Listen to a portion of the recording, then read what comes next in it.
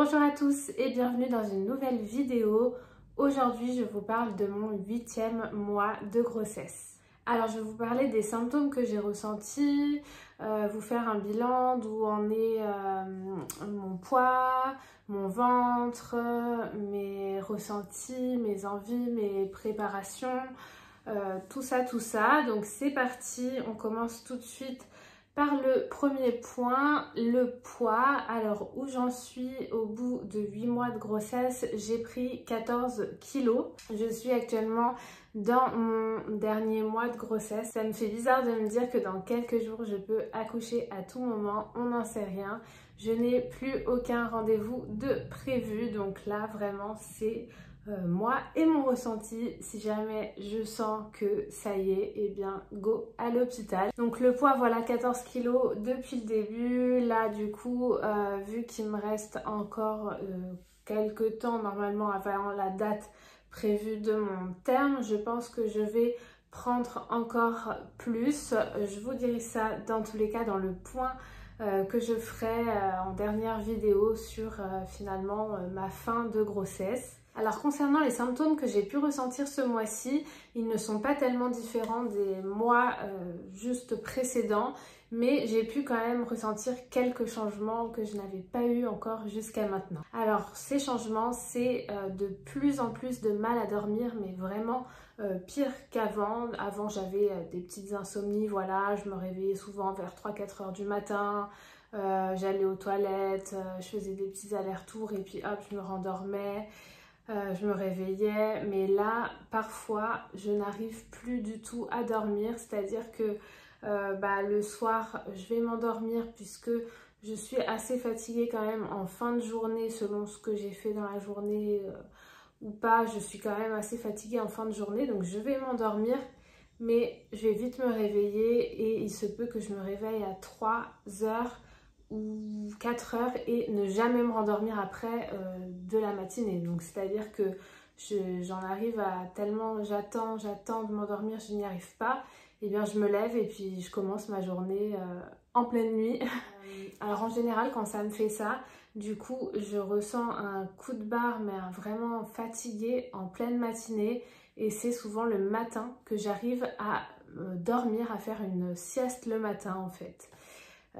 Plus que la nuit. Donc après c'est pareil, ça dépend des nuits. Il y a des nuits où je vais très bien dormir, donc je vais être contente, je vais me réveiller, je vais me dire ah j'ai bien dormi cette nuit, mais je me lève toujours très tôt. C'est à dire que les nuits où j'estime que j'ai hyper bien dormi, c'est les nuits où je me réveille à 7 heures du matin. Et là, je sais que j'ai passé ma nuit sans me réveiller forcément, ou si c'est juste pour aller une fois aux toilettes et revenir, voilà. Mais si je me lève vers 7 heures, alors là, c'est que j'ai passé une super nuit. Donc voilà, sommeil assez perturbé. Alors pareil, au niveau des douleurs, c'est de plus en plus douloureux aussi. Le fait d'être allongée, donc je pense que ça y joue aussi la nuit. J'ai le ventre qui a vraiment pris en volume et le bébé qui est plutôt très bas, et du coup c'est assez lourd et on ne peut pas se mettre dans n'importe quelle position, c'est assez compliqué, c'est assez douloureux parfois, donc voilà, il y a ça. Pour marcher aussi c'est assez lourd. D'ailleurs pour m'aider, j'ai ma ceinture de grossesse que j'ai achetée en pharmacie, que je vous ai montré dans une précédente vidéo. Ça c'est vraiment utile parce que ça vous soutient un minimum le ventre, donc quand vous faites des balades, quand il faut un petit peu marcher et tout, il vaut mieux avoir cette ceinture, et même en position assise, ça permet de bien maintenir le dos aussi. En douleur, j'ai aussi ressenti des crampes, c'est-à-dire que d'un coup, et c'est souvent quand je suis allongée aussi, donc souvent la nuit ou le matin quand je me réveille, des crampes d'un coup dans les mollets, et ça vous crispse, vous avez hyper mal aux mollets d'un seul coup, et faut attendre que ça passe tout simplement, alors que j'ai jamais de crampes d'habitude, et là vraiment j'ai des crampes dans les mollets. J'ai également les mains qui me font très mal dès que je me réveille et qui sont gonflées. Donc en fait je me réveille le matin et c'est incroyable, mais c'est dès que je dors ou dès que je suis allongée un peu trop immobile, dès que je me réveille et que voilà je commence à bouger mes mains, j'ai les mains gonflées et qui me sont douloureuses quoi. Je suis obligée de faire voilà des petits massages pour essayer de les dégonfler un petit peu ou alors de passer mes mains sous l'eau froide. Ça aide, mais tous les matins, voilà, il faut que je réveille mes mains tellement elles ont gonflé et elles sont douloureuses. Donc la sage-femme m'a conseillé de beaucoup boire d'eau. J'avoue que moi, j'ai du mal à boire de l'eau.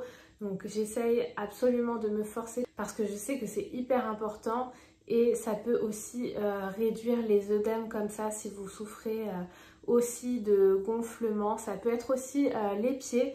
Moi je sais que mes pieds ont pris aussi en volume. Mais ça va, ça me fait pas mal. En tout cas, ils sont pas douloureux. C'est juste que mes chaussures, c'est pas hyper simple de rentrer dedans. Mais bon, vu que c'est l'été, c'est facile. On met des claquettes et puis voilà. Mais moi, c'est surtout les mains qui me font mal. Mais en tout cas, sachez que si vous gonflez de quelque part, buvez beaucoup d'eau, c'est important, ça peut aider. Faites-vous des petits massages, des petits bains, tout ce qui peut un petit peu vous aider et vous soulager. Pareil, j'ai recommencé à ressentir de temps en temps des crampes de ventre, des contractions soudaines. J'en ai de temps en temps qui ne sont pas régulières parce que régulière veut quand même dire toutes les 5-10 minutes d'enchaîner quoi. Et quand vous en avez toutes les 5 minutes pendant X temps, de toute façon il faut se rendre à l'hôpital.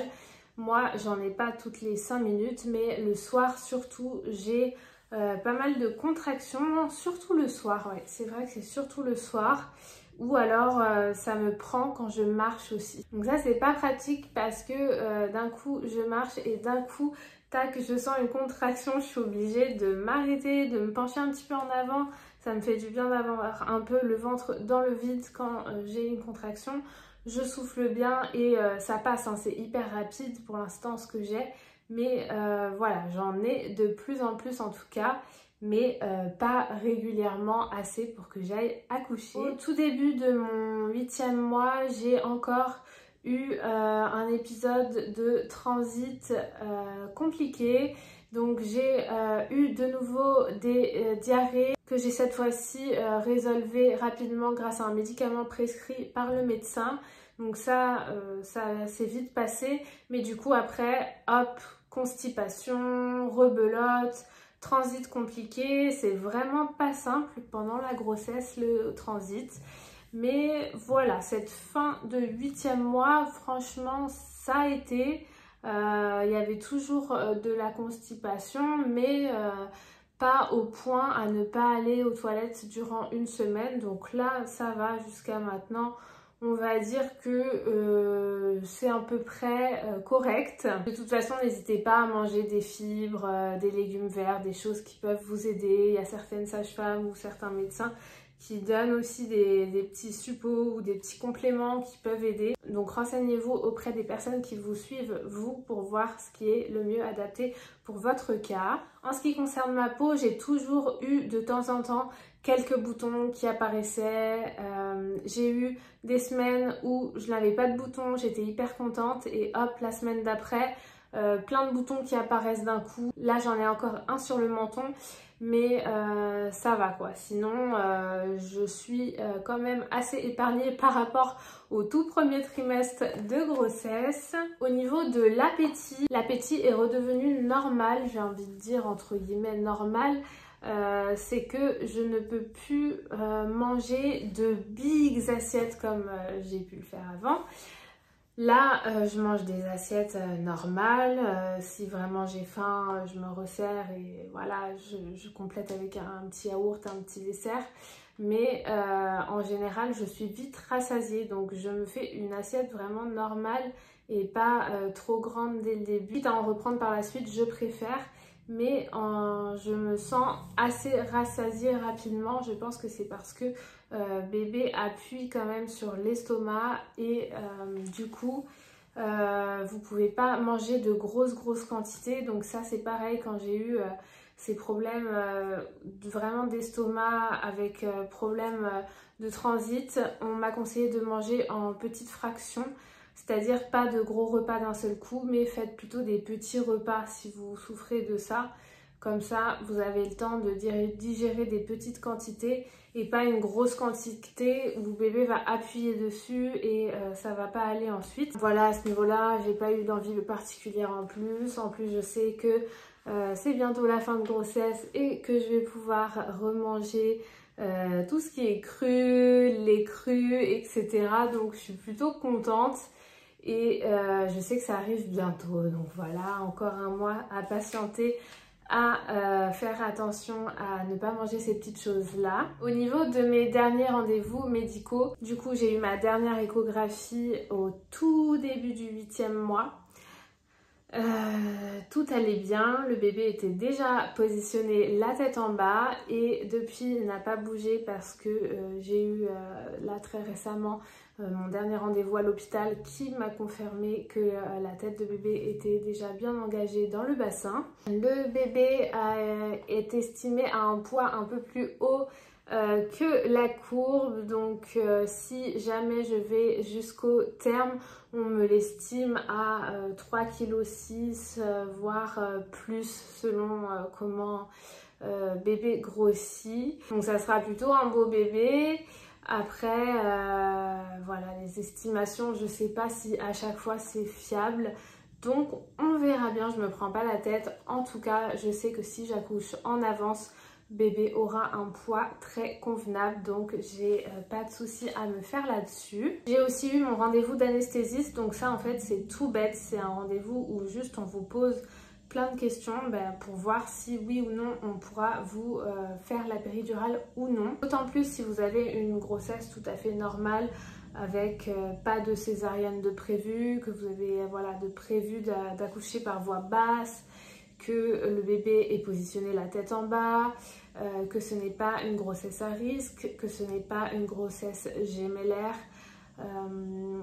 toutes ces petites choses-là. Moi, du coup, l'hôpital m'a téléphoné avant le rendez-vous pour voir tout ça, si depuis la dernière fois, ça n'avait pas changé, si le bébé avait bien la tête en bas, si j'étais éligible en fait à un rendez-vous de consultation anesthésiste par visio, puisque je pense qu'ils ont pas mal de rendez-vous en ce moment à l'hôpital, donc ils préfèrent voilà, restreindre les rendez-vous physiques. Puis même c'est mieux pour vous franchement de ne pas vous déplacer dans les hôpitaux pour rien.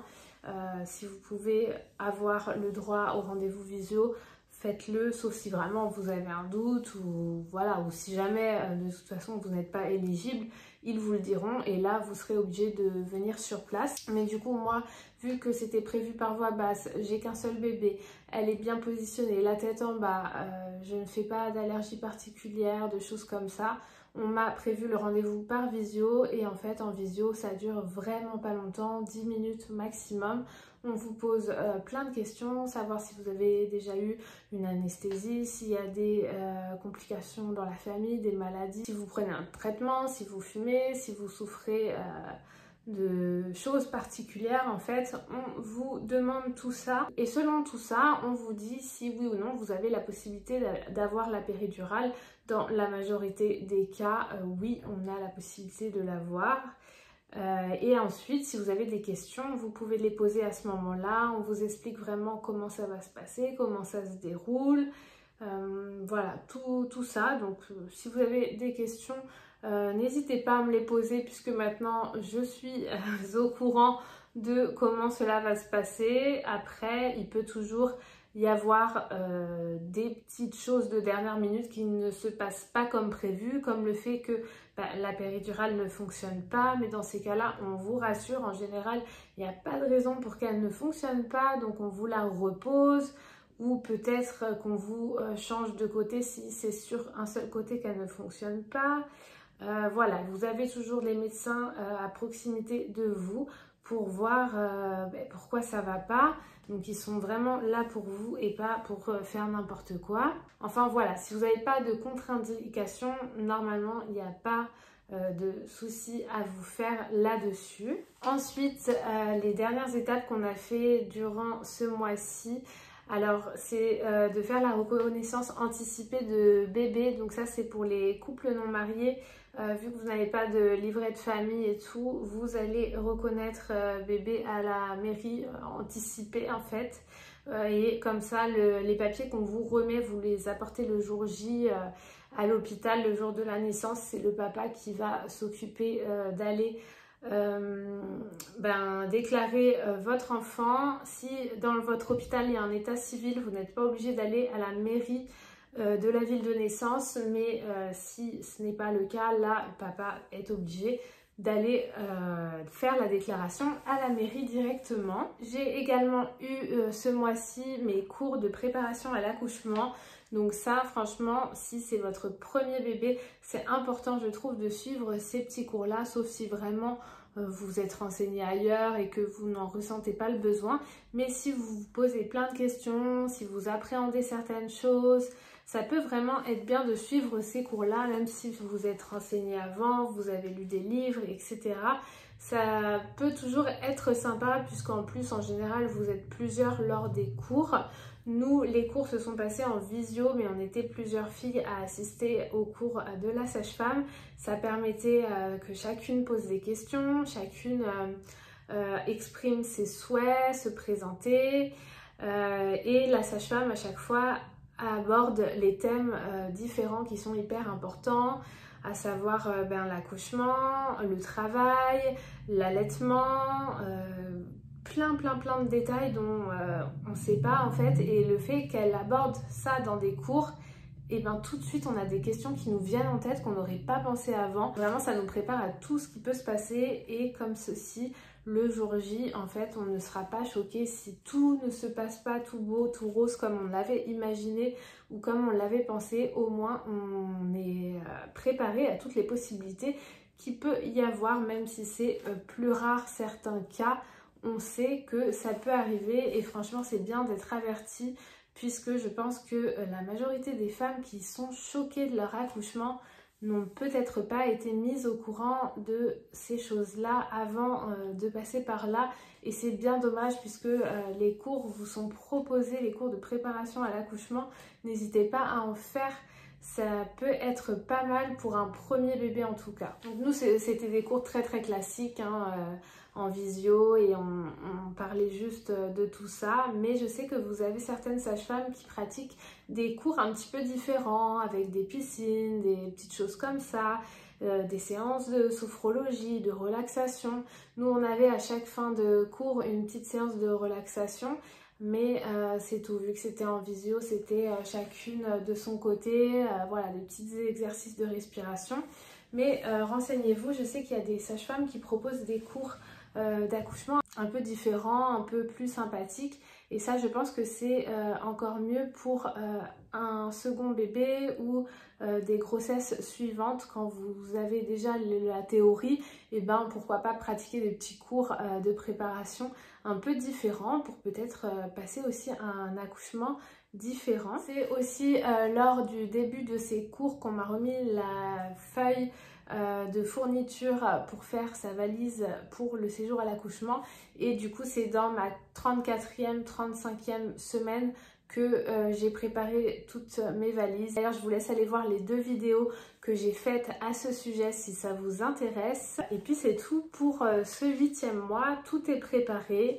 Là on a juste hâte que bébé arrive. C'est vrai que le dernier mois c'est le mois le plus long parce que on en a marre de notre corps, on a du mal à se déplacer, on a beaucoup plus de douleurs, et en général on a tout de préparé, donc là on attend juste le moment. On se dit bah ça peut être cette nuit, ça peut être demain, ça peut être dans 2 semaines, on n'en sait rien, on attend et on a très hâte. J'ai juste oublié de parler d'un petit point, c'est au niveau de la chaleur.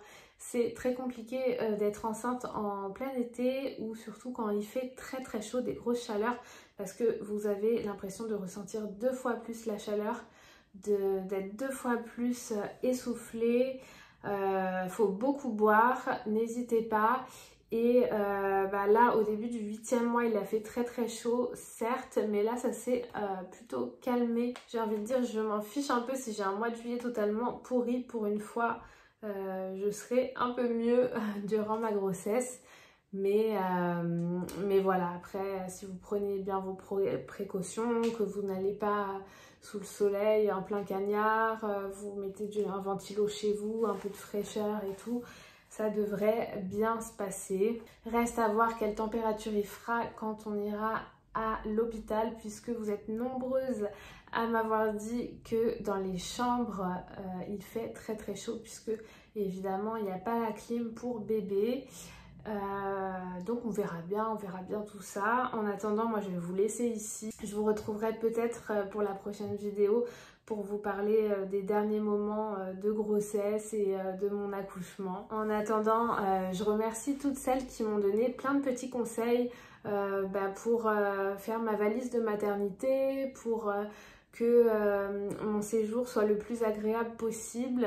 C'est vraiment sympa de discuter avec vous, donc n'hésitez pas, même si vous avez des questions, de laisser un petit commentaire en barre d'infos. Ça fait plaisir de pouvoir discuter avec d'autres mamans qui sont passées par là ou bien qui sont enceintes en même temps que moi. Et dans ce cas-là, je vous souhaite à vous aussi un très bel accouchement, une très belle fin de grossesse pour celles à qui il reste encore un petit bout de temps avant la fin. N'hésitez pas à liker la vidéo et à vous abonner à ma chaîne si ça vous plaît et que vous voulez voir d'autres vidéos. En attendant, je vous fais des bisous, je vous dis à bientôt, bye bye.